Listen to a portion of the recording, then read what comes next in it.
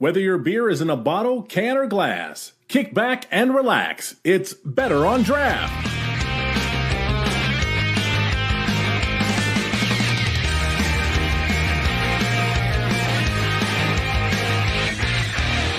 Welcome, everybody. Episode 270, Better on Draft podcast. My name is Ken. Thank you so much for joining us. I appreciate you spending your Friday nights with us. If you're not joining us Friday nights, feel free to join us Friday night, 7 p.m. Eastern. That's betterondraft.tv or facebook.com/betterondraft. You can Better on Draft, excuse me, not Dram, Draft. You can join us in the chat, especially if we have a guest that you are interested in talking to. You can ask questions directly to our guest, which our guest from Boulevard Brewing is going to be joining us in just a second. Let's go around and see what everybody is drinking, starting with Dan. Dan, what do you got over there? Yo, I'm pulling a Nick since part-time's not here yet. I have got a bottle of Magic Drip. And to go on top of that, if that's not enough, I got a Dark Truth here. Definitely be drinking a few of these later and fighting on the internet. They're pretty damn good. All right. And Danny, welcome back. We appreciate you joining us. What are you drinking over there? I have the Space Camper Cosmic IPA. And I'm very excited about it. Awesome. Cool. Wendy, sorry. Cut you off. My apologies. Wendy, what are you drinking? I have got the Bourbon Barrel Quad from Boulevard, one of my favorite styles of beer, and actually one of my favorite quads. So I saw that, and I literally said, oh, no, Wendy is going to be having some fun tonight drinking that. For myself... go on. Sorry. I guess we're just going to do that all night. I am... also pulling a Nick, but I went with the Flying Start non-alcoholic IPA as my second beer today because of the quad. Well, I don't know if you guys saw it, but I actually posted on our TikTok. We have a TikTok, and I made a declaration, and I don't know how I'm going to feel about this declaration, but I am actually going to be staying sober, not just October, but until the Detroit Lions win a game. I don't know how long it's going to be. That might backfire on you pretty quickly. I was going to say. I joined this conversation a little bit. Oh, hey, Nick. Thanks for stopping by. How are you? Well, Nick's here. Let's go over what I'm drinking real quick. I got a Two Roots IPA, and I got a Cerveza Atletica from Athletic Brewing, a non-alcoholic light copper ale. So we're sticking with, I went off the non-alcoholic whiskey. I might go back to it next week or maybe in a little bit, but I wanted to go through. Nick, what are you drinking? I am drinking a Boulevard Flying Start IPA, and I also am drinking a Boulevard Tank 7. That's right. Well, compliments of our guest. We're going to be drinking a lot of Boulevard throughout the show, so let's bring him in. Why don't you introduce yourself and tell us what you do with Boulevard? Yeah, hi. First of all, thanks for having me, and thanks for drinking those beers. My name is Adam Hall. I'm the brand manager for Boulevard for all things beer. And it sounds weird to say that now, but once we got into the seltzer game and the RTD game, we've had to change the way that we talk about our beverages a little bit. But if it has to do with beer at all, it's my job to kind of interact with people, work with the brand, talk about the beers, go out and do this kind of stuff. So yeah, I could not be happier to be here. Well, before we get into the beer, let's take out the huge elephant in the room, as you said, the RTDs and the seltzers. You guys have a craft cocktail line as well as a hard seltzer line. Are you guys going to be distroing that throughout the entire country, or is that going to be something like Missouri, Great Plains proper? Like, what's the goal for those brands? So our RTDs, we've been making those for a couple of years now. Because we came in late to the seltzer game, we didn't just want to make a seltzer and put it out there. Our brewers are fantastic, like flavor makers. I'm so happy that Dan has the Magic Drip because I wanted to send that to everyone, but I could not find any here in Kansas City. It had gone. It's our job to create these unique flavors. Our brewmaster just, he won an award for innovation. And so we wanted to wait on the seltzers until we could figure out exactly how we wanted to do it. And so we took our, and I say our, but I really mean our brewers' abilities to create unique flavors. And so we came in a little bit late with the seltzer game, but those are starting to be distributed nationwide. We have a pretty wide distribution network. So I think we're in 47 states right now. So if you haven't seen Quirk on the shelves near you, you should within the next 6 months or so. We went from having 4 different seltzers to now I think we have 8 different flavors and a couple of mix packs that we'll be releasing throughout the year. We just got tired of, people would come to the brewery looking to drink our beer, but then they would be like, well, I'm gluten intolerant. I can't have beer. And we wanted to have something for them, but not just something for them, but something that represented us very well. So we tried to get some unique flavors to put them out there. So if you don't see them yet, hopefully you will see them soon.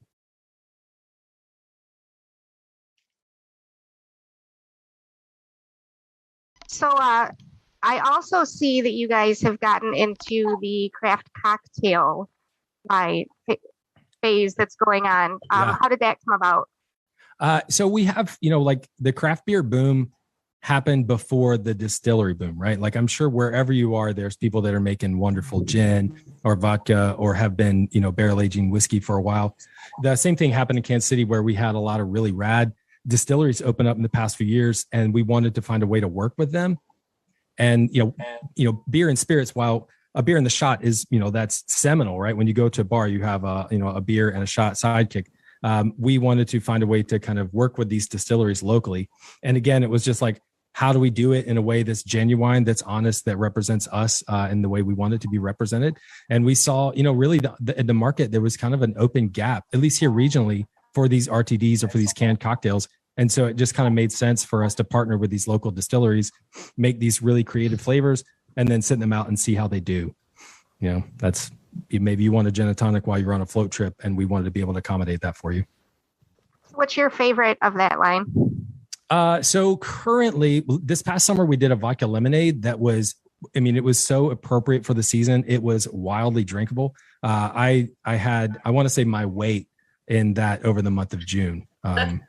It was pretty easy to drink, which was dangerous. But we have a Paloma coming out next year that I had a chance to try the early version of, and the Paloma is my favorite just straight up cocktail. I'm a big fan of grapefruit, and the Paloma, I'm looking forward to that being available full time. I'm looking for the Mai Tai over by me. Oh yeah, so the Mai Tai got a little bit of facelift. So when you see it, we changed the color of the can a little bit. We also realized. So I don't know if you guys were familiar with this, but last summer we did a beer called Tiki Slam. That was it was like a wheat beer with like pineapple and orange and guava. But we also this year we had to take a really hard look inside at how we were representing ourselves to the public at large. And we invited a lot of different people looking at us through different lenses.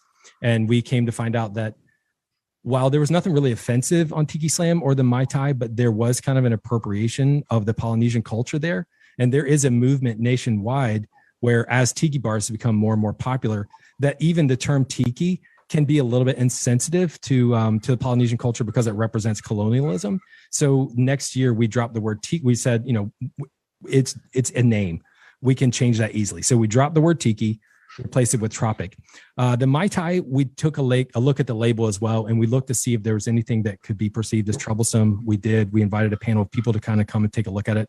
So the can will look a little different to you because we did remove some iconography that, while initially we thought it's just a cocktail, right? But then when we look at it through a different lens, we realized that maybe some of the stuff could be insensitive. So we changed it, and hopefully what we put out next year will be, will be pleasing to everybody. We won't be appropriating any culture that's not ours. I have a question here too. I'm glad you were talking just vaguely about, putting out things that are offensive. This isn't offensive. Don't take it that way. But one thing that's always caught my eye are your bottles. Between your bottles and your labels are absolutely amazing. They always stand out at the store.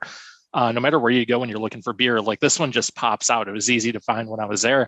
But you seem to do a lot of cans lately, including putting some beers that were in bottles in cans. Is there a reasoning behind that, or what's the story? Are you moving more to cans, or what's the situation?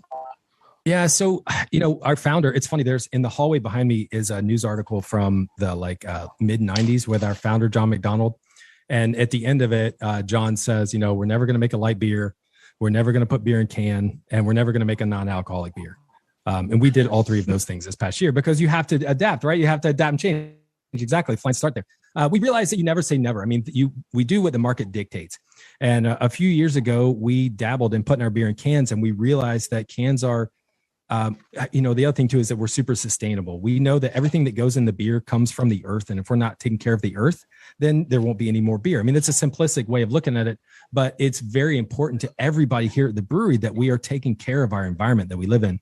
And aluminum is infinitely recyclable. You can recycle that all day long, but it's also lighter, so we can put more on a truck and it's less weight. So we're using less greenhouse gases. You can fit more cans in a fridge than you can bottles. They store better. And it's just, I think if you polled everyone in the industry today, they would agree that the can is probably a lot better vessel to have beer in as opposed to glass, which is opaque.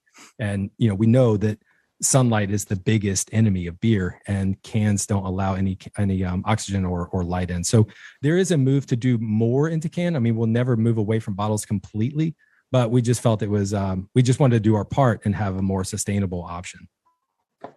Awesome. Now, going back to this Magic Drip, I know you said you were hoping everyone would get this. I wanted to send one to everyone, yeah.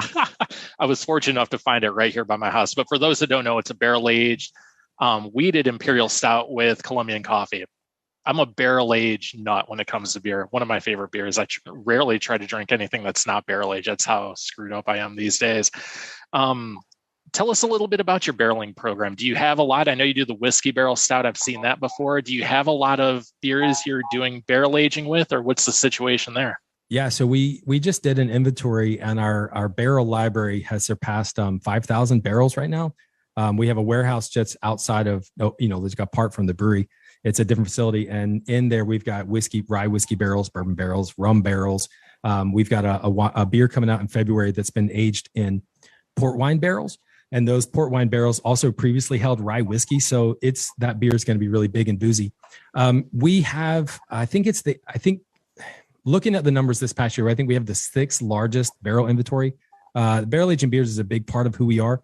We made our first barrel aged beer just over 10 years ago. Our brewmaster was on a plane with a distiller from Templeton Rye, and they just started talking about, like, I love your beer, I love whiskey. And they were like, we should, it's like the Reese's cup, right? It's like your chocolate's in my peanut butter, my peanut butter's in your chocolate. So we started with a small beer called Rye on Rye, and it was a partnership with Templeton. And those beers, like Goose Island and Firestone Walker, those are the 2 legends of barrel aging, right? They've been working with wood forever.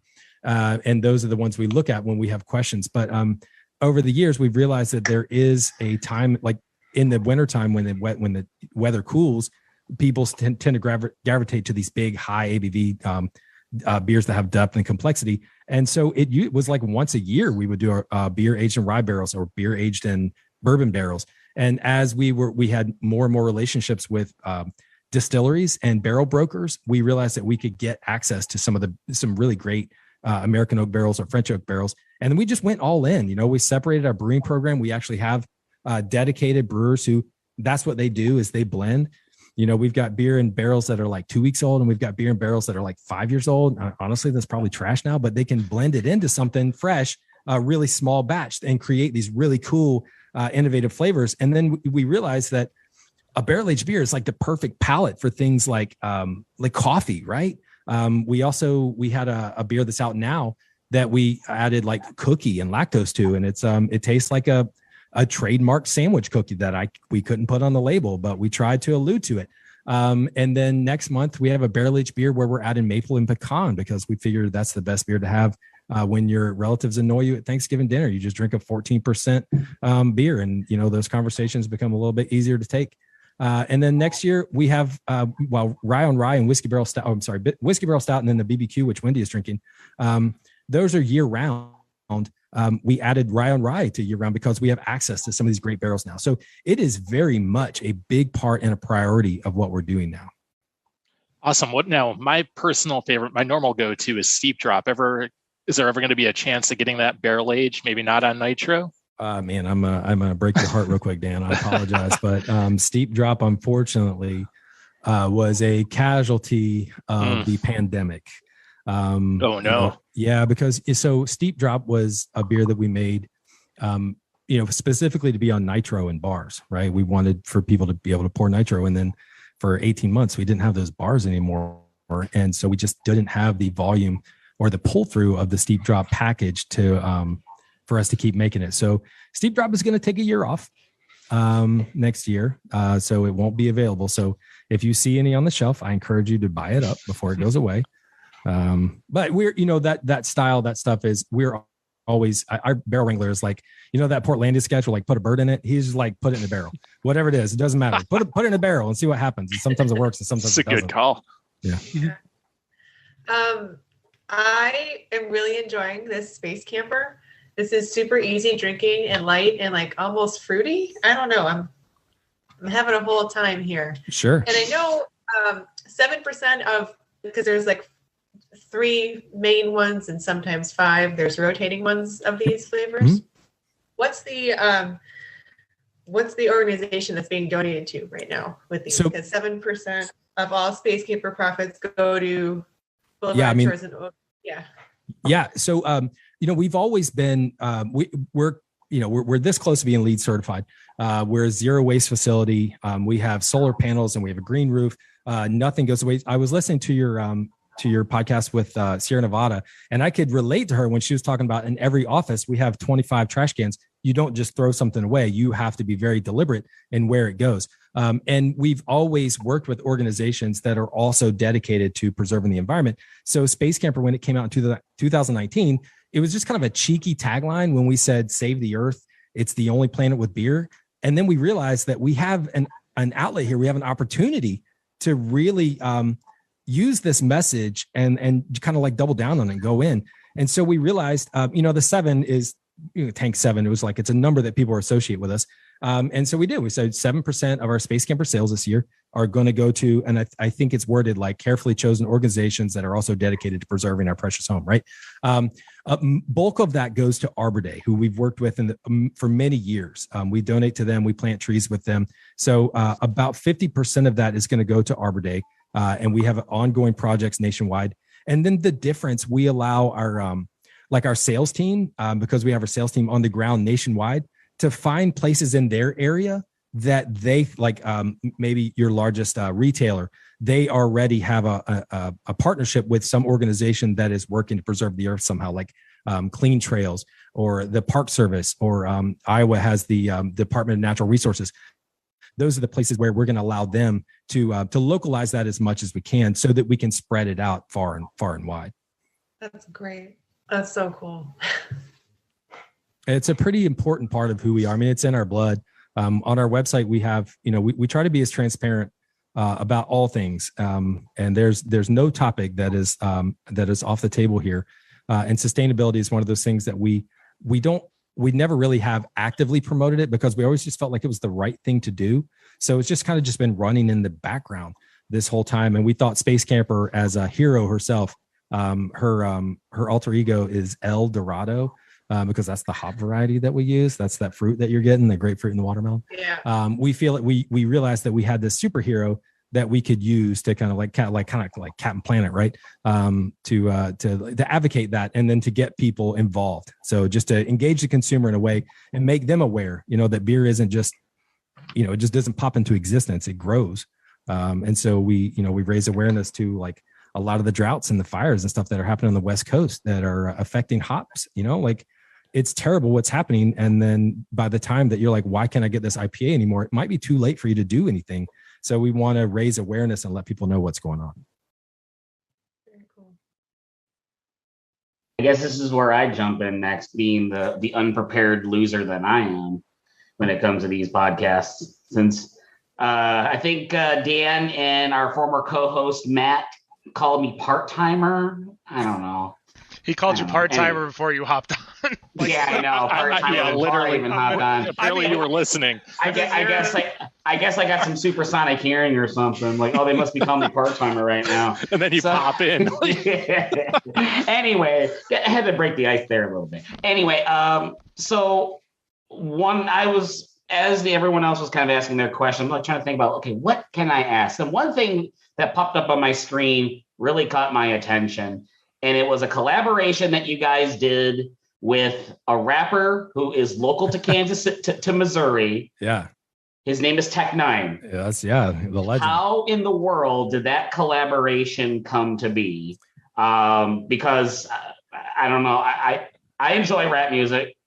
but trying to see if I have a can on the show. Oh, you actually have a can. I might we have our like a can library that we use for art reference and stuff. So I think they may still be. How that came about is, here's the thing. We love Kansas City. Everybody that works here is, I don't know if you guys have ever been to Kansas City, but it's one of the few cities where when you walk around town, you'll be like, damn, there's like 1,000 tourists here, because everybody's wearing a shirt that says Kansas City or KC. Right. Like, I love Kansas City. You wouldn't go to New York. You catch people live there dead. They would not have like I love New York shirt. That's for tourists. But we love this town. And like Tech Nine, he loves this town. His strange music, his label, he kind of had that same spirit of adventure that our founder, John McDonald, did.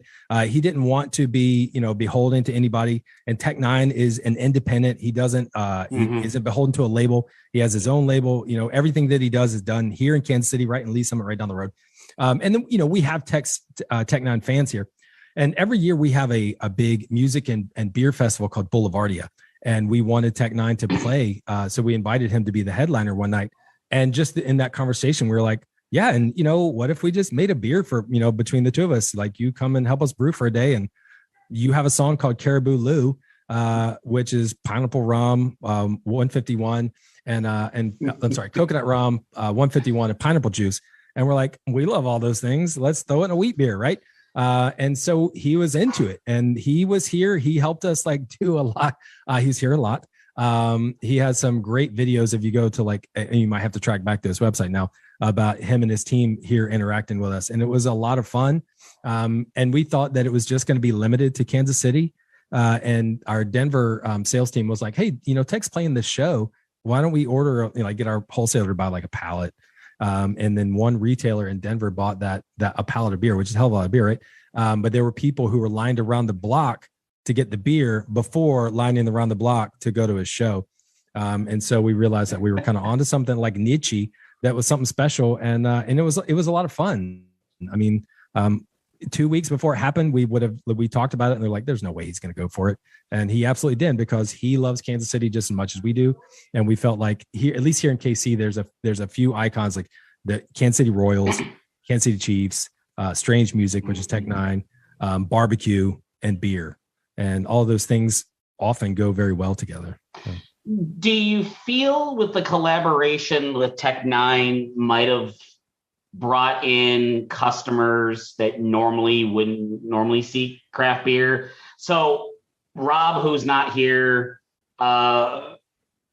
is about trying to bring blacks into craft beer, into the industry more than ever before, and trying to make it more inclusive. Do you feel like that collaboration might have brought in customers or people that have not been exposed to craft beer more than what you would have ever have imagined? And has Boulevard been able to sustain some of that and bring more people in and say craft beer is for everybody? It's not just for craft beer Yeezyses like us that are on this show. That's a throwback. That's a throwback. Bingo square, call it. So yeah.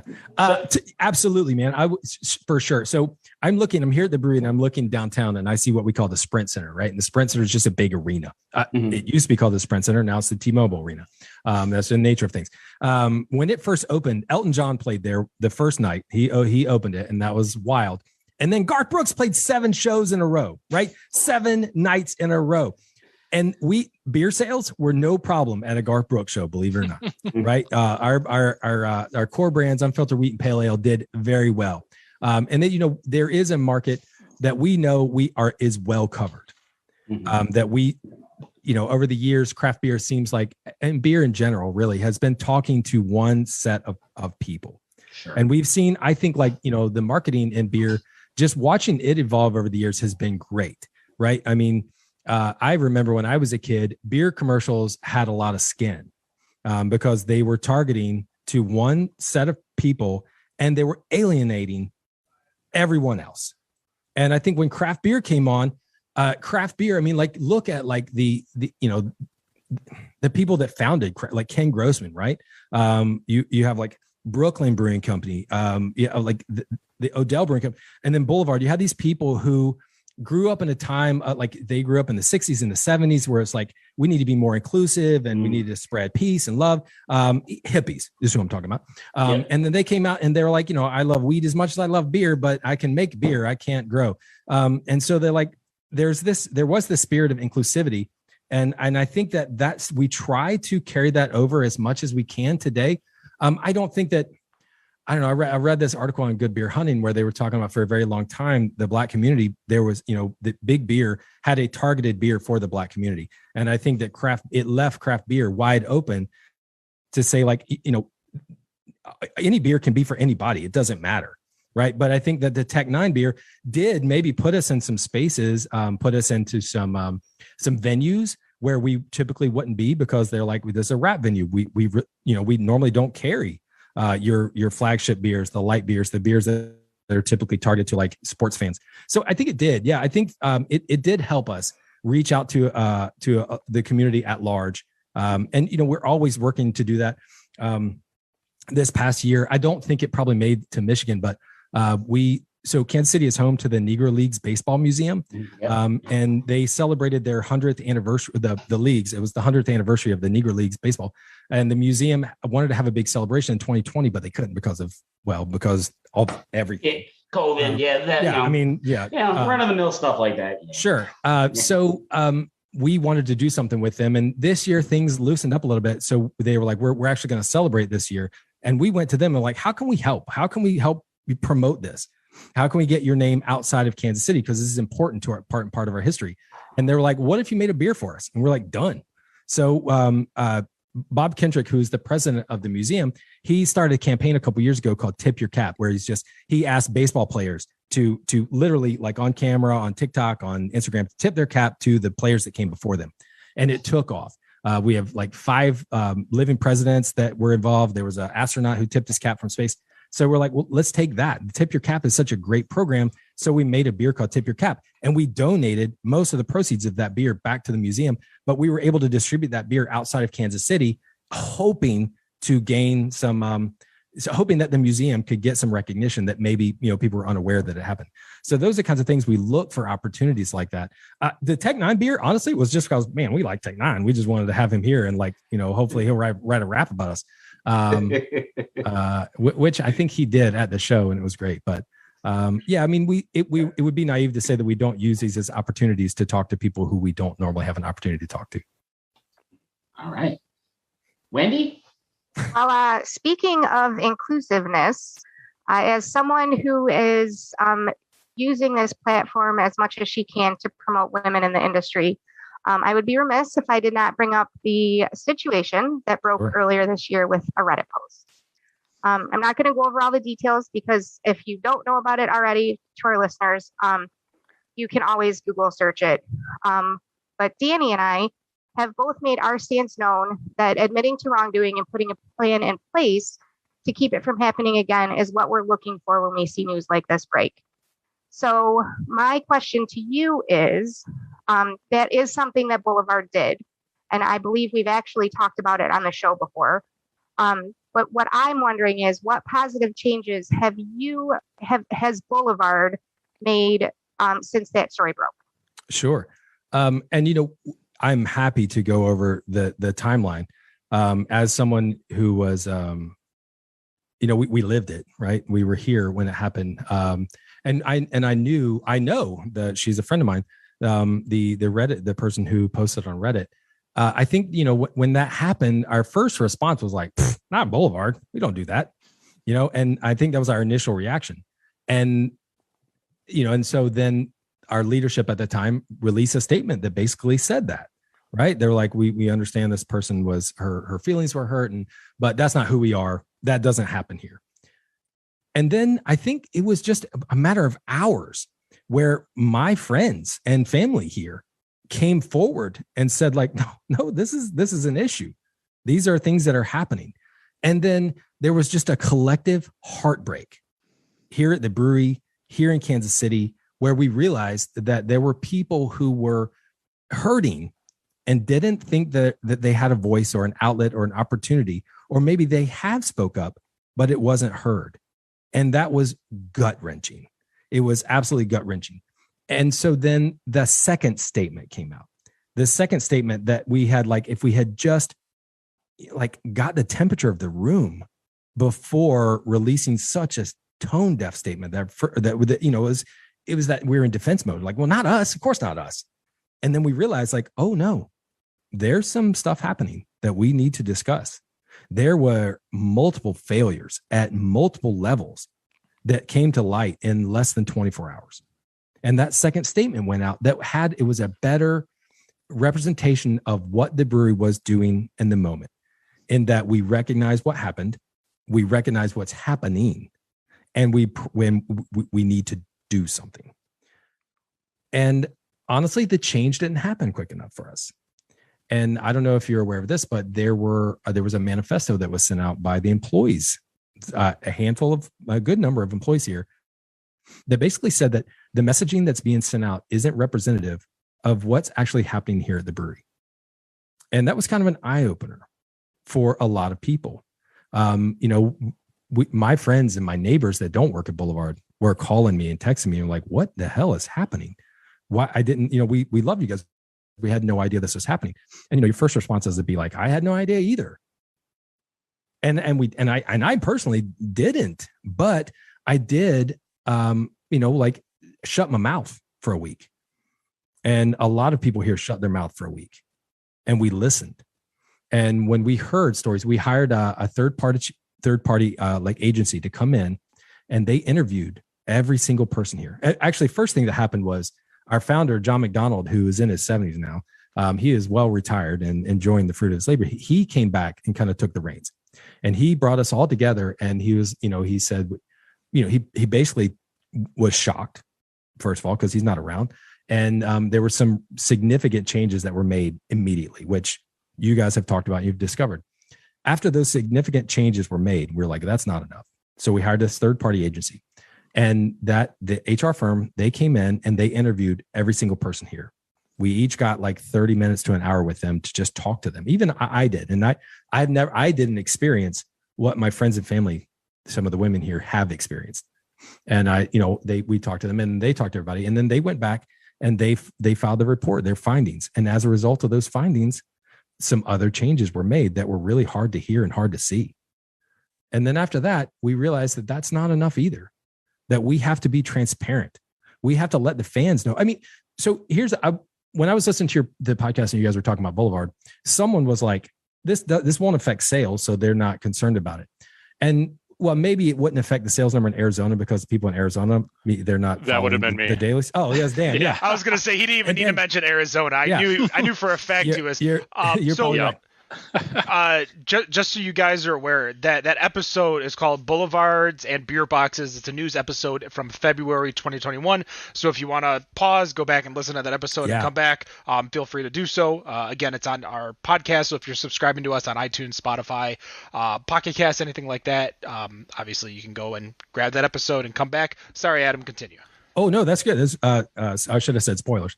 But we have a lot of partners, right? We have partners that we were going to have collaborations with beers last year, and we had to call them and be like, hey, we're going through some stuff right now. Do you still want to make a beer with us and put your name out there? Do you want to be associated? And, you know, breweries are cool. It's a super socialist like environment. All the brewers know each other, but they were like, you know, we'll give you some time. We'll give you some time to sort it out. Let's see what you do. And then we can have those conversations again. Our largest like financial partner is the Kansas City Royals. And the Royals reached out and they were like, hey, listen, we know we got some stuff that's about to happen because it's February. The season starts end of March, early April. They were like, can we wait before sending any point of sale out to the market? Can we just kind of see what's going to happen? Because that's a big brand that has a lot to protect too, right? They were like, we're going to put this on hold. And honestly, we were like, fine, great. We have people here that are hurting.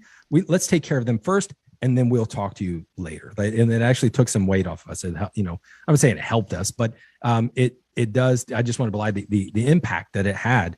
And so we realized we needed to be transparent. And everything is like on our website. We have boulevard.com. I think commitment to change, and it catalogs every step of the way from the very first Reddit post to our most recent like we did an event with Pride. We're trying to be more exclusive here. We're trying to increase the diversity of, because we had to take a look and be like, what's the breakout or percentage of people that work here that are men to women? And then also let's look at the diversity, like, who are we employing?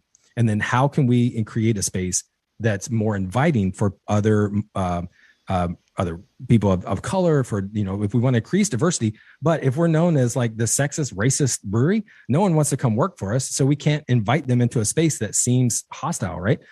So there were a lot of changes that were made. We hired a new HR director who comes with a lot of experience, and she has been wonderful. She has like an open door policy. There's everything is, like everything that should have been done is being done, but now being done better. And we also created a diversity committee to ask these questions, like who can we invite in to look at us, and then let's listen to them through their lens rather than just the beardy white dude, of which there are a bunch here. It's time for us to like sit down and listen and stop talking or giving our opinion on these matters. We invited the Pink Boot Society to come in and do a presentation. And then we're also like, we need to increase the Pink Boot Society in Kansas City, their membership. There needs to be more, because it's substantial, but we wanted to make it bigger. We need more representation there. So we pay for all of our, anybody at the brewery that can be a member of the Pink Boot Society, we pay their membership. And we, as a result of that, we doubled the membership here in Kansas City. And then we invite them here often to kind of, like interact with us and talk to us and work with our people. And then they come back and report to us.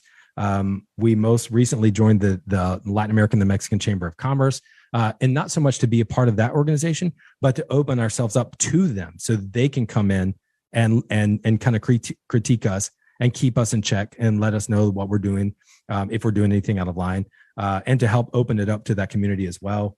And we worked with a lot of Pride. Our leadership are going through they're like on a weekly basis, they're going through training that I think that probably should have been happening, but everybody was like, oh, this doesn't happen here, so why do we need that? And that's kind of like one of those opportunities where you should have said, oh, maybe that's why we need to have it. So we're always looking for new opportunities to look inward, and then also find people that can hold a mirror up to us, that can show us what we're doing from their point of view. And we hope that eventually we can get to a place. So on that podcast, you guys mentioned something, and I told Wendy this earlier before the show. I shared that episode with our HR department and with our communications director. I was like, I think it's really important to hear what people are saying outside of Kansas City, because we hear Kansas City is the most vocal for us because that's where we're located. So it was nice to, nice is not the right word, but it was valuable to hear that perspective. And I think that that's something that I hope that they, any one of our town halls, that maybe they will take that and like, kind of write out the script and like, here's some points that they made that we ought to consider. And someone, and I don't recall who it was, but one of you said that like forgiveness comes at different speeds for everybody, right? And we know that there are people out there that still haven't forgiven us, and that's okay. We want to get to a place where they can find a way to forgive us, and maybe one day they will drink our beer again, and maybe one day they will come here and we can drink a beer together. That's the most important thing, is that I want us to drink beer together.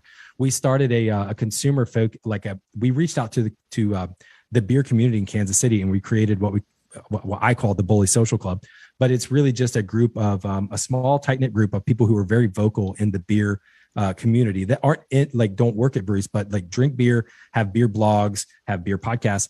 And we invited them here, and we meet with them every couple months to kind of like, hey, keep us in check. How are we doing?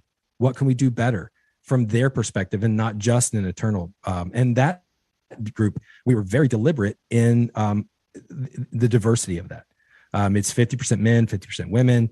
I don't remember the percent. I think it's like 35-40% people of color. We're inviting people from all, like no one is excluded from that group. We want as many different like perspectives as we can get, just to help keep us in check and to hold us accountable. You asked me what time it was. I told you how to build a watch. Hopefully, how are we doing for time? No, we're doing fine, and I appreciate Okay. you breaking down everything. We didn't want to interrupt you because I think what you said is extremely valuable. And as in our episode 233, when we had Marcus on from Weather Souls, the big discussion is that everyone is deserving of forgiveness, but as you kind of mentioned, not everyone forgives at the same speed.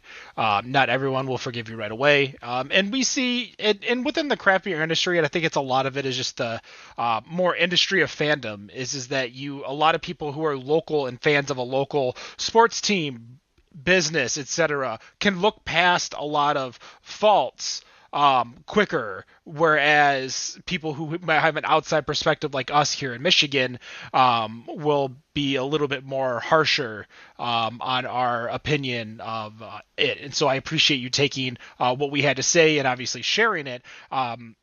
That is a lot. We're going to be finishing up here soon. There is one question I want to ask before we get into our final questions. And that is that if you guys were to look up the top 50 brewing production organizations in the United States, Duvel is going to be in there in the top 5. Obviously, Duvel is your parent company. Talk to us real quick. How does that work? They kind of have their own U.S. subsidiary. Who's with you under the Duvel branch? And kind of explain that a little bit to us for the people who are confused when they, see you guys as still considered independent or craft beer, even though, you have a potentially a foreign parent company. Sure. Yeah. So I think it was at Savor in DC back in 2012 when our founder, John McDonald, was at Savor with Ken Grossman and Steve Dressler, and then a handful of people here. And someone asked John, because John is of retirement age, like, what's your succession plan? And John was like, it was like a oh shit moment. He was like, oh, damn, I need to start thinking about that. And then shortly after that, Boulevard started getting courted by the big three, the big macros, right? So Bud, Miller, Coors, all those, they all came and had meetings with John, and that's when they were gobbling up craft breweries everywhere. And John realized that he needed, Boulevard needed to grow. We were at a point where we were at capacity. We could not make another drop of beer, but the demand was high. So he met Simon Thorpe, who was the Duvel USA president at the time, at some beer related thing in Colorado, and just, got on with him. And Simon was like, well, you should meet with Michel Morgat, he owns Duvel Morgat, the Morgat family, right? They've been making Duvel for 150 years. So John met with Michel, and it took a long time. I think Michel, so Duvel, they were one of the early investors in Omegang, Brewery Omegang in Cooperstown, New York. And then they were like, Duvel, what they do in Europe is pretty cool, because Europe also has, they've gone through, wars, right? That has done a number in breweries that have been around for 1,500 years.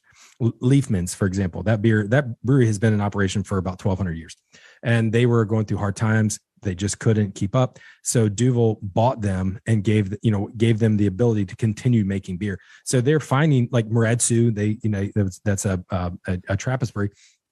They found them and invested in them because they believed in the beer.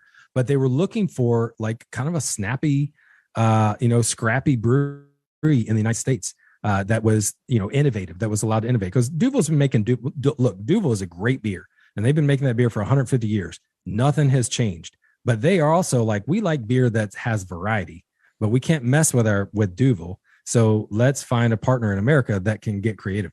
So they courted John, and John was courting Duvel, and it took a while. But eventually John met Michel in New York City to kind of sign the paperwork. They were, come to an agreement. John felt comfortable handing the brewery over to this family-owned 150-year-old well-respected brewery. And it was kind of funny. So they're sitting on a park bench in Central Park, and John was like, look, everything looks good. The only thing that I ask personally is that since day one, John says we have family lunch every Wednesday that we take care of. We bring the brewery together every Wednesday for lunch. He's like, I don't want that to change. And Michel was like, that's it? That's your one special request, is you just want to make sure? And John was like, yeah, this is my family. I just want to make sure that we have this sense of community. So Michelle was like, done. And they had a handshake agreement right there on that park bench. And even Michelle was like, we need to take that back to Belgium and do that. And even Omegang at the time they weren't doing that. And they do that now. If you're wondering, this week it was a sandwich bar and it was delicious.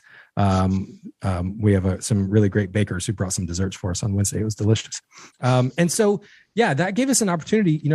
John was able to kind of like take a step back. Nothing really changed here except that we went from being able to produce, I think at the time we were capped at a certain barrelage, and then we were able to install a fermentation cellar. We were able to install the canning line. We were able to expand our visitors experience. We went from having something like 90 employees to almost overnight, we had like 130 employees. And now here locally, I think it's pushing like 200. So we've increased the number. We, made more jobs available here. And we went from distributing to 25 states to now we're in 47.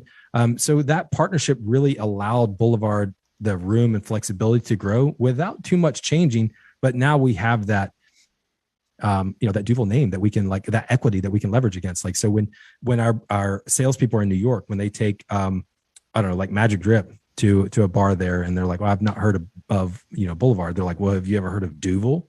Duvel that's been around for 150 years. It's rated 100 on Beer Advocate. So it gives a little bit of leverage outside of Kansas City where Boulevard's not really known. And it increased our sales team. So Duvel also is, majority owner of Firestone Walker. That happened in 2000. I'm going to get this year wrong, but I think it's like 2016 was when Firestone Walker kind of came under the Duvel umbrella. So we have sister breweries on the East Coast. That's this really esoteric Belgian farmhouse brewery in Cooperstown, New York. And then on the West Coast, we have arguably one of the best American craft breweries, I would say, in the world. Firestone Walker cranks out, their beer is terrific. And they've,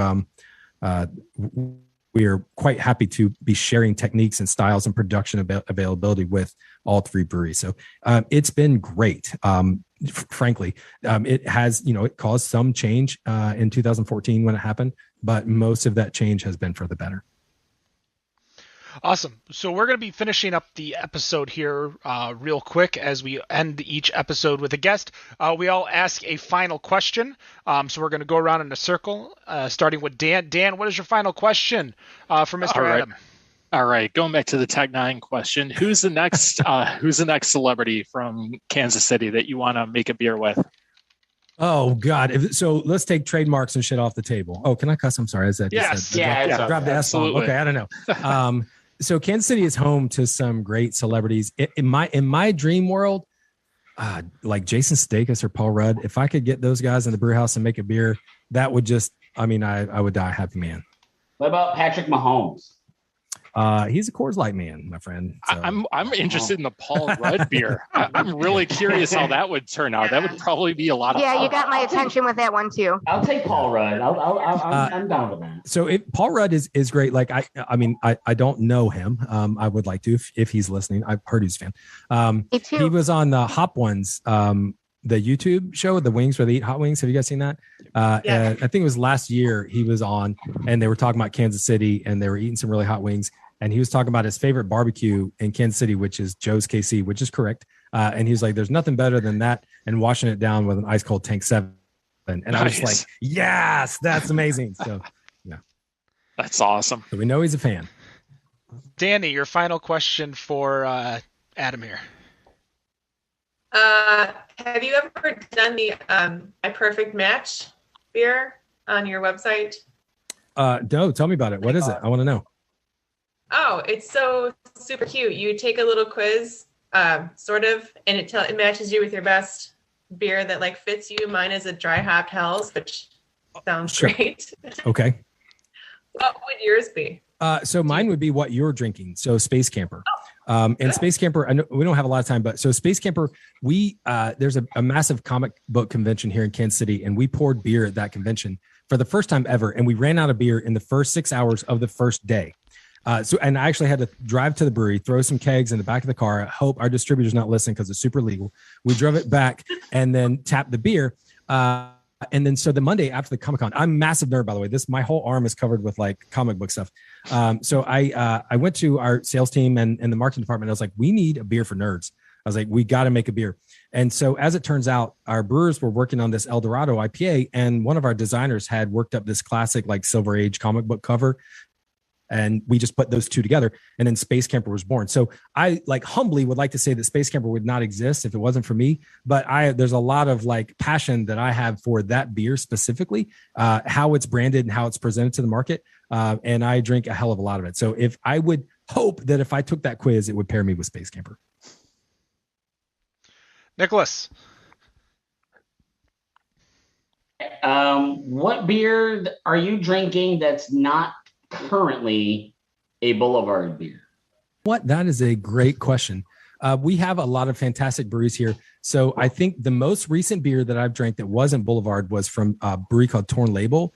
Their Alpha Pale Ale. I think it's lovely. It's a really good representation of that style. Deschutes Fresh Squeeze. I think I had that recently as well. I think that's a great West Coast juicy IPA without being super excessively bitter. I had the Hop State from Omegang just yesterday, and that's a beer that's made with only hops from the New York State. So those are the most recent beers that I've had that weren't Boulevard. I will tell you that. So you guys live near Perrin. Perrin, I had a double IPA from them a few years back, and that beer is still in my top 5 favorite beers of all time. Wow. All right. Wendy. So my perfect match, by the way, is the Imperial QV, which I can't find anywhere. I just want to point that out. My question has to do with the Tank 7 because it is one of my favorite Boulevard beers. And I heard in my research that everyone has a Tank 7 story. Sure. So I'm wondering either what your Tank 7 story is, or if that's too personal to say on a podcast, what's your favorite one that you've heard? So it is. It's everybody here in Kansas City has a Tank 7 story, and it always it's never like, one time I drank so much Tank 7 that I read a bunch of books to kids, right? It's always like I drank so much Tank 7, and then I took a ride in a Uber with red and blue lights on the top to a bed and breakfast that wasn't. It never ends. So at the brewery we have a hospitality suite that when you rent it like for weddings and stuff, it comes with there's a big, beautiful bar, and it comes with all you can drink Boulevard. That's so enticing, right? We realized a few years back though, that we can't put Tank 7 on, like we had to take it off. So like when you rent that space, they're up front, they'll be like, you get as much Boulevard as you want, except for Tank 7. Because we realized pretty quickly that like, if you have all you can drink Tank 7, wedding like receptions turn into wedding annulments real fast. We had, I remember a few years back, it's probably been 6 or 7 years ago, I came into work early one morning on Sunday, and the parking lot was full of cars. And I'm like, well, this is weird. Usually there's no cars here. And it was all left over from an event that happened in the event space. And so a buddy of mine, we were walking the brewery, and we went up there, and it was a disaster. There was like broken glass and shit, it was awful.